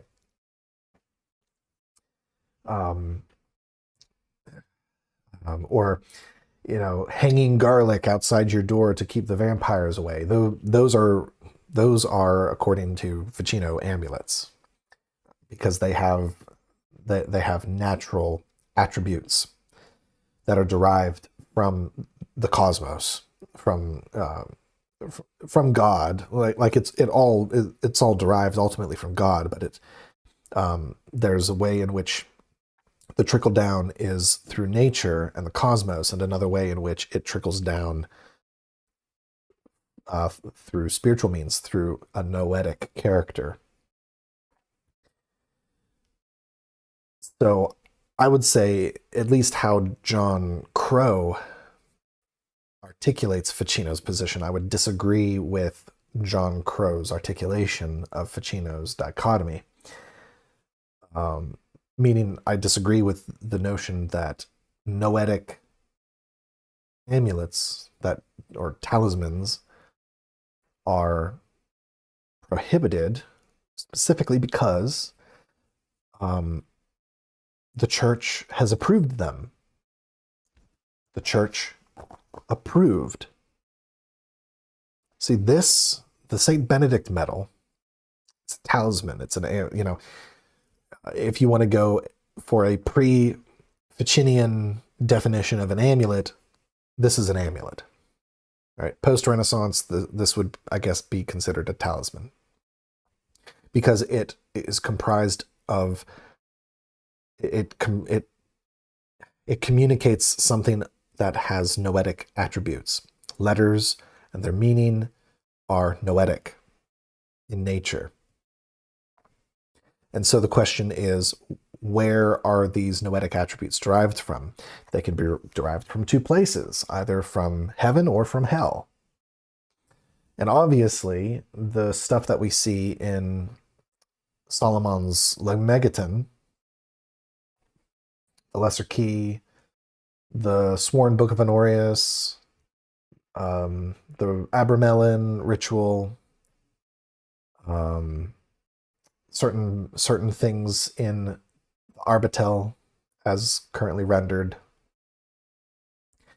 All of those have a noetic character that is at most demonic and at the least questionable. And Aquinas's and Albertus's warning is to avoid anything that cannot be explained. Like all the barbarous names, for example, that we see in various occult diagrams of magic circles, amulets, and phylacteries, and so on and so forth. Those cannot be explained. You know, we only have few. Like we know Adonai, we know what Agla refers to, because it's been defined. We know Shaddai and all of the Hebraic titles given to God are known, though they are often included with barbarous names. But so all of the other barbarous names that get included in many of the amulets and talismans we see in various grimoires and other books on occult practice, even ones that show up in Agrippa's 3 books of occult philosophy, truly should be avoided because we cannot explain that. They cannot be explained. They cannot be thoroughly discerned. Whereas something such as this, which initially all that was known was its effect, even if the story doesn't quite. Even if the story of its origin doesn't quite add up, one thing is pretty consistent, is that this its effect was known, but its explanation was not known. And but eventually it was revealed what it meant. And then as John Crow refers to in the Judaic tradition, this insistence that three successive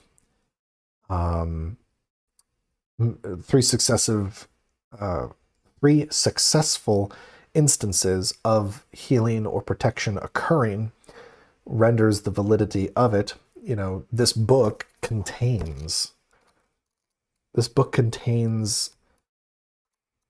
all of the various uses of the medal. We have the same for this. We have the same for the purple scapular. And in many of these instances, the desired effect of these Catholic amulets is either given directly in Revelation via apparition of either Christ, Mary, or one of the saints, and they're often given as promises. So they are of a noetic character. Now, there are, if you go into, and sadly, like I said, we don't have any time to really get into it, but if you go into the Compendium Maleficarum and the Malleus Maleficarum, which I have linked down below, you'll want to go towards the end of the book. There are instances there where they go through what are the lawful means of healing, of spiritual remedy.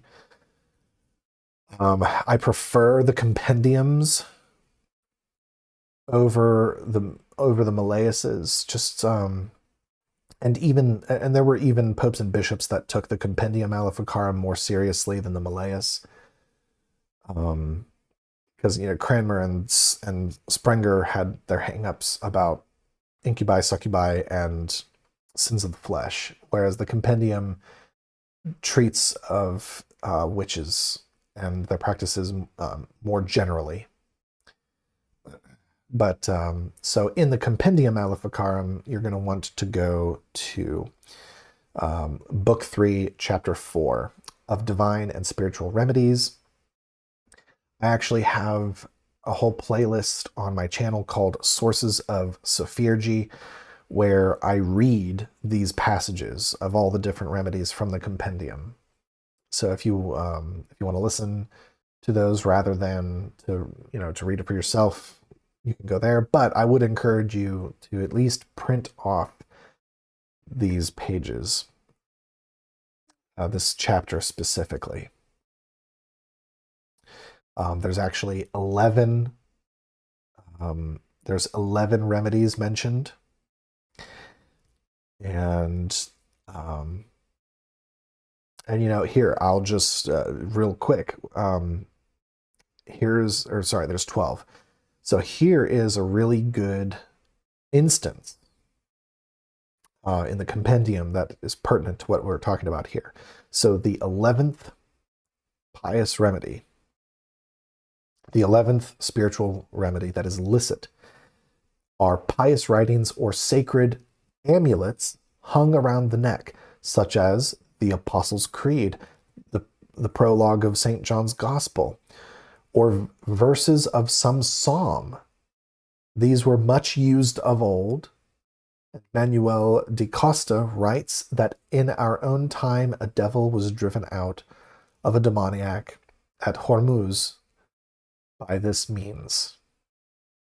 But for this remedy to be lawful, St. Thomas says that there must be two conditions. First, that nothing superstitious is mingled with the sacred words, as that one should put faith in the shape or color of the letters, or the manner of writing, or the material of the paper or the ink. And second, that the wearer's intention must be righteous, and he must piously observe the sense of the words and put his true hope in God. Again, we take, issue can be taken there with Guazzo because of the Frankfurt amulet. Silver was chosen specifically, and to be fair, sometimes material does matter. There's nothing that prevents someone from combining the natural remedial virtues of a material and combining it with this noetic character described in this 11th remedy in the compendium. Well worth checking out. And then, of course, we also have In the Malleus Maleficarum, the section that you want to refer to is it starts on page 180. It's part 2, question 2, chapter 6, and you want to start on the line that says, and first of these conditions, meaning the conditions with which to make lawful amulets. You can also, in fact, you could even start anything also superstitious, which human tradition, without higher authority, has caused to usurp the name of religion. Okay, so you can start there and then work your way down from there to kind of get a gist of what late medieval, early Renaissance thought was on the question of lawful amulet making from the perspective of people who were hunting witches. So if it's kosher for a witch hunter, it ought to be kosher for the rest of us. So I guess I will leave you with all of that. And I'll be curious all of your thoughts.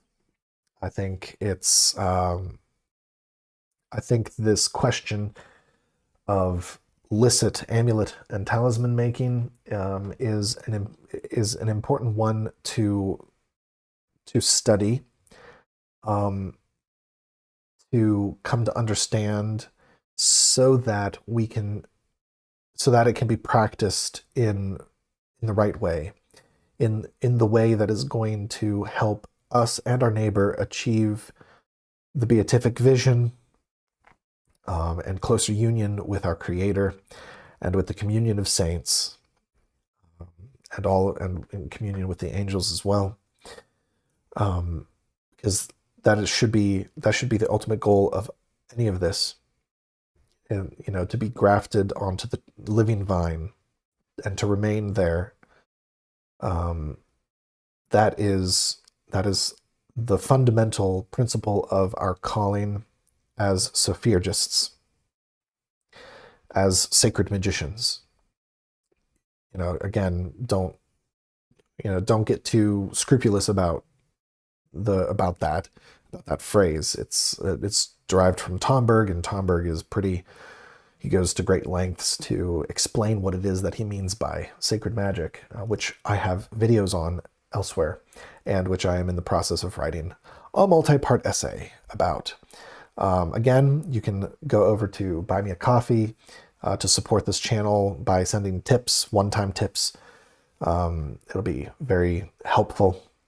But if you are able to, on a more regular basis, and you want to derive some value out of your support, you can go to the Sophurgist over at Substack. Again, this is the latest piece that's been written and published. The second part of the Works of Wisdom essay series. We've got the audio versions of all of the essays will be coming out over the course of this next week.